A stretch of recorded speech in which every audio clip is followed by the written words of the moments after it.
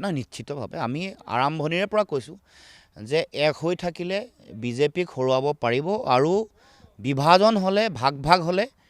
কেতিয়াও কোনো কাৰণতে বিজেপিক হৰুৱাব নোৱাৰে কাৰণ বিজেপি সকলো ফালৰ পৰা টকা পইচাৰ ফালৰ পৰা পৃথিৱীৰ আটাইতকৈ ধনী ৰাজনৈতিক দল সাংগঠনিক সম্প্ৰসাৰণ ব্যাপক ৰূপত তেওঁলোকে কৰিছে চৰকাৰ থকাৰ সুযোগ লৈ দিল্লীত বা দিছপুৰত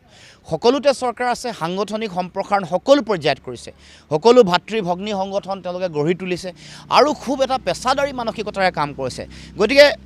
বিজেপিৰ এই যিটো শক্তি তেওঁলোকৰ আগ্ৰাসী সাম্প্ৰদায়িক ৰাজনীতিক ইয়াক প্ৰতিহত কৰিবলৈ আমাৰ হাতত এটাই অস্ত্ৰ আছে বা মানুহৰ মাজত যিটো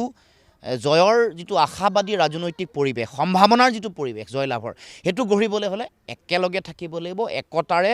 বিজেপিৰ বিৰুদ্ধে যুঁজিব লাগিব যাৰ এবাৰ ফলাফল সকলোৱে দেখিলে আমিতো বহুবাৰ কৈছোঁ আপোনালোকেও দেখিছে যেতিয়া গোটেই নিৰ্বাচনত আমি কৈছিলোঁ যে উপ নিৰ্বাচন ইয়াত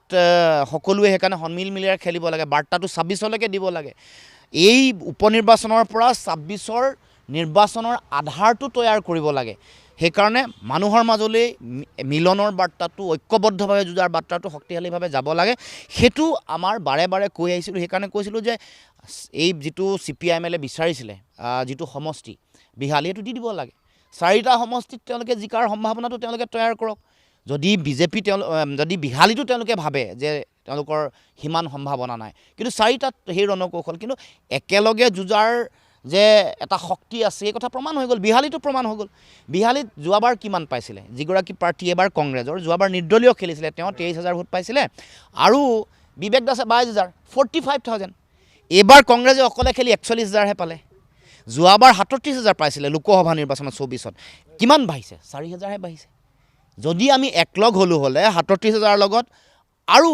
10-15,000 ভোট যোগ হ'ল হ'লে বা 15-20,000 ভোট যোগ হ'ল হ'লে য'ত নিৰ্বাচনৰ কেম্পেইনিঙৰ কাৰণে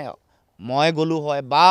অজিত ভূঞা ডাঙৰীয়া অখিল গগৈ ডাঙৰীয়া সকলো গৈ তাত থাকি কেম্পেইনিং কৰিলে একেই হ'ল হ'লে এতিয়া এগৰাকী ব্যক্তিয়ে বা দুগৰাকী ব্যক্তিয়ে নিৰ্বাচন জিকাব নোৱাৰে মানুহৰ মাজলৈ যাব লগা কথাটোৱে হ'ল যে আমি একতাৰে যুঁজিছোঁ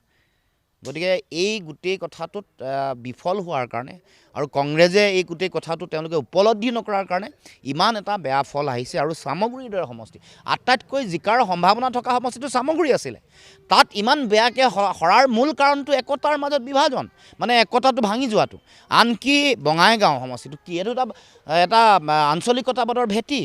তাৰ যিগৰাকী প্ৰাৰ্থী যিগৰাকী MP হৈ গ'ল আগৰ মানে